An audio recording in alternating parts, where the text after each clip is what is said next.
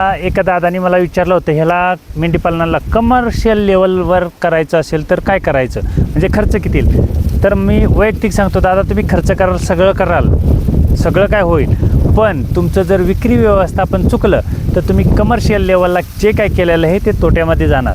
कारण विक्री व्यवस्थापन कमर्शियल लेवलला दुसऱ्याच्या भरवशावरती करता येत नाही. तुमच्या स्वतःच्या भरवशावरती विक्रीचं व्यवस्थापनाचं झालं पाहिजे. कारण काय होतं की कटिंगवाले काय करतात, तुमच्याकडे जास्त प्राणी आहेत ना, मग तुम्हाला त्रास द्यायला सुरुवात होतात. आणि व्यवसायाचा एक रूळच आहे, म्हणजे तुम्ही व्यवसाय करताना ना काय होतं की 100 दुश्मन उभे राहतात, 100 शत्रू उभे राहतील. पण तुम्ही जर काय करत नसाल किंवा काहीच नसेल तुम्हाला ना, तुमच्या सगळ्यांबरोबर चांगलं राहणार. पण ज्या दिवशी तुम्ही व्यवसायाचं कमर्शियल किंवा असं व्यवसाय करण्याचा प्लॅन करताना, त्याबरोबर तुमच्याबरोबर तुम्ही सोबत 100 शत्रू 200 शत्रू घेऊन चालता. तुम्हाला काय वाटतं, ही सगळी माझ्याबरोबर आहेत किंवा ही माझे आहेत, तर काय नसतं, त्यातलेच काही आपल्याबरोबरचे शत्रू राहतात. का तर त्यांना ते खटकत असतं की तुम्ही काहीतरी उद्योग करताय, तुम्ही उंडकला असतात, ते चाललं असतं, सगळं चाललं असतं. तर आता 100 प्राण्यांचं तुम्ही कमर्शियल लेवलला विचारताय, तर तुमचं विक्रीचं व्यवस्थापनाचं काय आहे का, तुम्ही प्राणी सांभाळायला सगळं काय होईल. आणि त्या प्राण्यांना कमीत कमी 5 लाख टन एवढा चारा लागेल, सुका ओला सगळा. 5 लाख टन चाऱ्याची व्यवस्थापन कशी करणार, ह्याचा एक अभ्यास करायचा. हे जेवढे काय 100 प्राणी तुम्ही सांभाळणार आहे, त्यांचं विक्री व्यवस्थापनाचं काय करणार आहे, ह्याचा एक अभ्यास करून ठेवायचा. जर काय दुसऱ्याच्या भरवशावरती करणार असाल तर ते करूच नका. आणि जर काय तुम्हाला स्वतःच्या भरवशावरती आहे, बाबा ठीक आहे, मी माझे 2 मटन शॉप टाकेन किंवा एखादा मटन शॉप टाकेन आणि मी तिथं कापेन, सर्वात उत्तम राहील. जो काय पैसा बेनिफिट राहील त्याच्यापेक्षा डबल राहील. आणि दुसऱ्याच्या भरवशावरती जर तुम्ही कमर्शियल लेवलला केलं तर त्याचा विक्रीचा जो काय आहे किंवा जो काय येणारा पैसा बेनिफिट आहे तो कमी येतो, हे एक लक्षात ठेवायचं.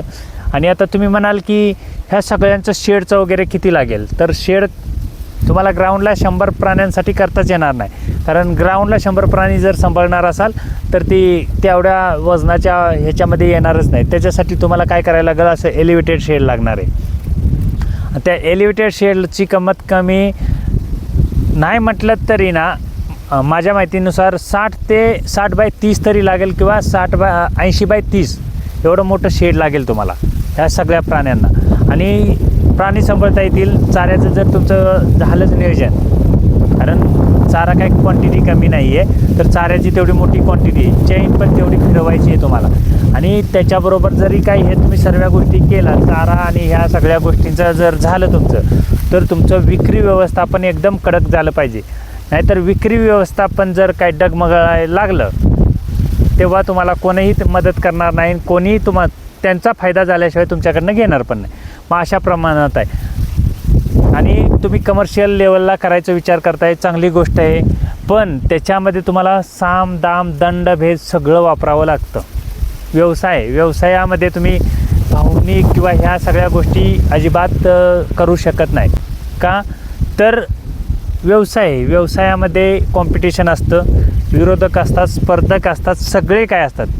पण ज्या दिवशी तुम्ही व्यवसायात करायचं आहे ना, तुमची स्वतःची मॅन्युफॅक्चरिंग आहे ना, समोरचा त्या पद्धतीनं चालला आहे तर तुम्हाला ह्या पद्धतीनं चालावंच लागणार आहे, त्याला पर्याय नसतो. तुम्हाला जर मार्केटमध्ये नाव करायचं असेल किंवा मार्केटमध्ये उतरायचं असेल ना, तर हे बाकीचं मार्केट पाडल्याशिवाय तुमचं पण मार्केटला नाव येत नाही. आणि ती बाकीची मग तोपर्यंत तुमचं जे काय आहे तुमच्याकडे फोकस करत नाही, कारण ती तोपर्यंत तुम्हाला नॉर्मल समजतात. कारण त्यांची एक तर युनिटी असते.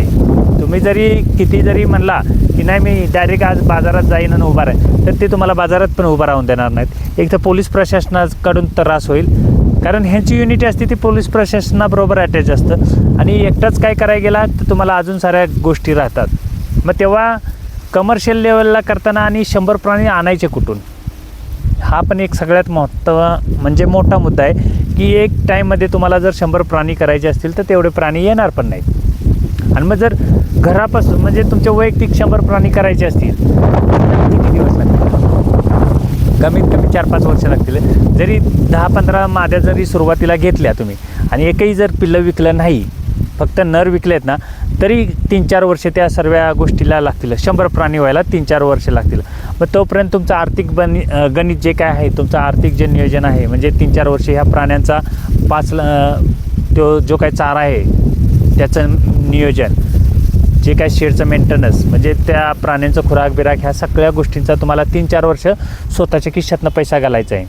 कारण हे मोठ्या लेवलला करायचं आहे. आणि तुम्ही जर काय मध्ये डगमळला किंवा तुमचं आर्थिक बॅलन्स जर चुकलं तर तुमचं सगळं कमर्शियल लेवलचं सगळं गणित विस्कटून जाईल. व्यवसाय चांगला आहे, सगळं चांगलं आहे, फक्त करण्यासाठी तुमची जी काही जिद्द आहे ना ती एकदम म्हणजे कडकच पाहिजे. तुम्हाला 100 लोक विरोध करतील, 100 लोकांचा त्रास होईल, सगळं काय होईल, पण त्याच्यात कशी मात करायची ह्याचं पहिल्यांदाच प्लॅनिंग करायचं. बाबा माझं ह्या असे मैत्री बित्री ठीक आहे, मैत्रीच्या जागेवर मैत्री ठेवा, पण धंदा हा धंद्याच्या जागेवरती ठेवायचा. त्याच्यामध्ये विरोध आतूनच होईल. तुम्ही म्हणाल की एखादा समोरनं मला विरोध करेल, तर समोरनं कोण करणार नाही, खुल्ला कोण करू शकत नाही. कारण त्यांना पण माहिती असतं आज नाही उद्या हे बाजारात येणार असतात. पण तुम्ही बाजारात येऊ नये ह्याच्यासाठी जी काही यंत्रणा फिरवतील ती सगळी चालू करणार त्यांची. कारण कमर्शियल लेवलला करणार तर तुम्हाला मटणाचं दुकान टाकावं लागणार. मटणाचं दुकान टाकायचं तर 50 रुपये डिस्काउंटनं सुरुवात पहिल्यांदा करावी लागेल. आणि ह्याच्या सगळ्या गोष्टीमध्ये करताना तुम्हाला मानसिक टेन्शन पण असेल. कारण ह्या सगळ्या गोष्टी करताना तुमच्याकडे जो काही प्रेशर असेल, बघण्याचा दृष्टिकोन असेल, ते सगळ्या वेगळ्या गोष्टीचं असतं. तर तुम्ही ते कसं हँडल कराल हे एक आहे. आणि प्राण्यांची संख्या 100 करेपर्यंत वन टाईम तर कोणाकडे 100 प्राणी मिळणार नाहीत हे मला पण माहिती आहे. वन टाईममध्ये नारी सुवर्णमध्ये कन्वर्ट करायलासुद्धा नाही म्हणलं तरी प्राण्यांचं आत्ता जरी विजापुरी घ्यायचं म्हणलं, साध्या मेंढ्या घ्यायच्या म्हणल्या तरी 15 ते 20 हजारानं साध्याच मेंढ्या येतात विजापुरीच्या. कमीत कमी 12 ते 15 हजारापर्यंत आणि जास्तीत जास्त 20 हजारापर्यंत एक मेंढी भेटते विजापुरी. जरी तुम्हाला 20 हजारानं म्हटलं किंवा 15 हजारानं 100 मेंढ्या घ्यायच्या तर तुम्ही त्या कॅल्क्युलेशन करा. त्याच्यामध्ये 3-4 नर नारी सुवर्णाचं लागतील ओरिजिनलमध्ये. जर नारी सुवर्णमध्ये कन्वर्ट करायचं असेल तर नारी सुवर्ण तर वन टाईममध्ये 100 कुठंच मिळणार नाहीत आणि कोण देणारच नाही, हे एक आहे. आणि त्या पद्धतीनं तुम्हाला कन्वर्ट करावं लागेल. आणि ते जर कन्वर्ट केलं तुम्ही वन टाईममध्ये तर येणारी 100 पिल्लं होतील ती नारी सुवर्ण होतील. मग त्या 100 पिल्लांसाठी जो काय चारा खुराक जे काय लागेल ह्या सगळ्या गोष्टी कराव्या लागतील. आणि एकाच बाजारात तुम्हाला 100 माद्या ह्या विजापुरी भेटतील असाही बाजार भेटणार नाही. आणि एकाच बाजारात ह्या सर्व माद्या क्वालिटीच्या भेटतील किंवा सर्व आणलेल्या माद्या तुमच्या क्वालिटीचं होतील असंही काय होणार नाही. वन टाईममधले आणलेले सगळेच प्राणी जगतील हेही काय होणार नाही. कारण तुमचा अनुभव किती आहे, तुमचा एक्सपिरियन्स किती आहे त्याच्यामध्ये. आणि हे सर्व करताना तुम्ही वैयक्तिक राबणार आहे की लोकांच्या भरोश्यावरती करणार आहे, म्हणजे कामगार ठेवून करणार आहे किंवा तुम्ही स्वतः राहणार आहे, ह्या सगळ्या गोष्टीचा अभ्यास करूनच करा. कारण कमर्शियल करायचं असेल तुम्हाला तर दुसऱ्याच्या भरोश्यावरती किंवा कामगाराच्या भरोश्यावरती करता येत नाही. तुम्हाला स्वतः दिवसातून तिथं 4-5 तास राहणं आहे. आणि सगळ्यात महत्त्वाचं प्राणी जगू, त्यांना खायला घालू, सगळं काय तुम्ही करू शकता. जमीन वगैरे जर असेल तर ह्या सगळ्या गोष्टी कराल. पण जर काय विक्रीचं चुकलं तर तुम्ही पूर्णच्या पूर्ण जो काय प्रोजेक्ट आहे हा तोट्यामध्ये जाणार. कारण इथे सर्वांना जमलं. जगवायचं कसं, वाढवायचं कसं, ठेवायचं कसं, संख्या वाढवली कशी, हे सगळ्यांना कळलं. पण ह्या सगळ्यात विक्री कशी करायची हेच कुणाला जमलं नाही. त्यामुळे तुम्ही जर काय करत असाल असं कमर्शियल लेवलवर तर माझ्यातर्फे तर अभिनंदनच आहे दादा.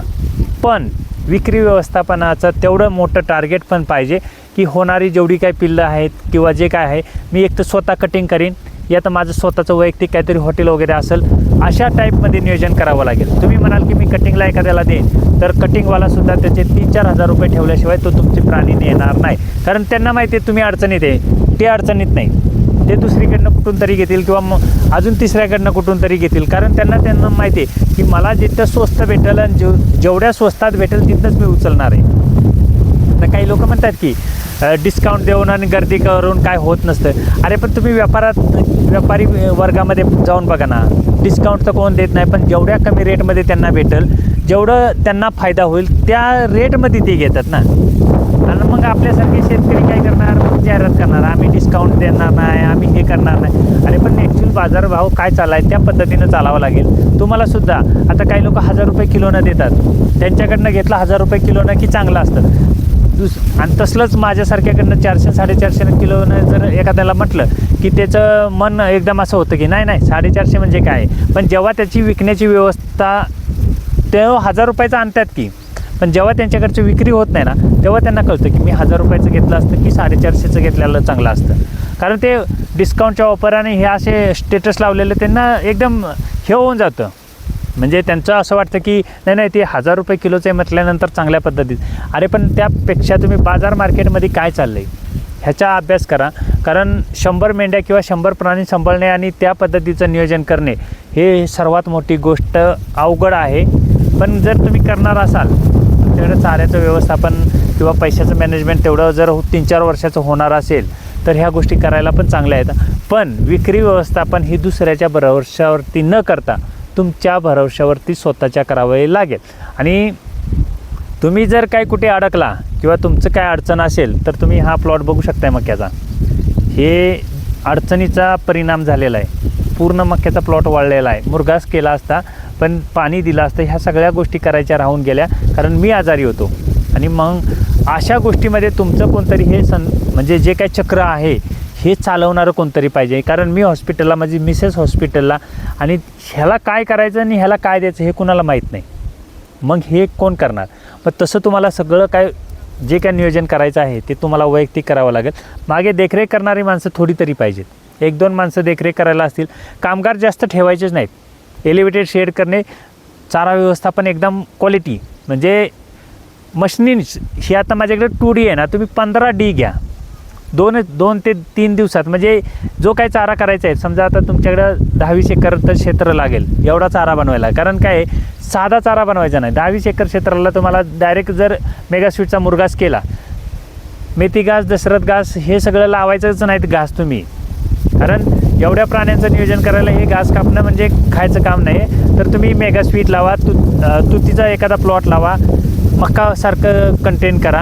ह्या सगळ्या गोष्टी करा जेणेकरून तुम्हाला हार्वेस्टरनं कापता येईल. अशा काही गोष्टींचं नियोजन करा आणि त्यानुसार तुम्ही हे सगळं करू शकता. आणि ती जी काही 15D जी विधाता कंपनीची मशीन आहे ती एखादी ठेवा. त्याच्यामध्ये म्हणजे 15 दिवसामध्ये चाऱ्याचं मॅनेजमेंट झालं पाहिजे. बाबा आज 1 एकरचा मुरघास करायचा ना तर आज 1 एकरचा मुरघास झालाच पाहिजे, त्याला नाही. आणि तुम्ही म्हणाल की मी त्या हार्वेस्टरनं ती काय मशीन येते त्यानं करेल, तर त्याची पण स्लाईस किंवा त्याचा पण चारा होण्याची जी काही प्रक्रिया असते ती वेगवेगळी असते. आणि सुक्याचं चाऱ्याचं तर तुम्ही म्हणाल तर तुम्हाला ते बारीक पद्धतीनं द्यावंच लागणार, त्याला पर्याय नाही. आणि असं जर का नियोजन करून जर तुम्ही 100 प्राण्यांचं करत असाल तर तुमच्यासारखी कंपनी कोणाचीच नसणार हे मी तुम्हाला सांगून देतो.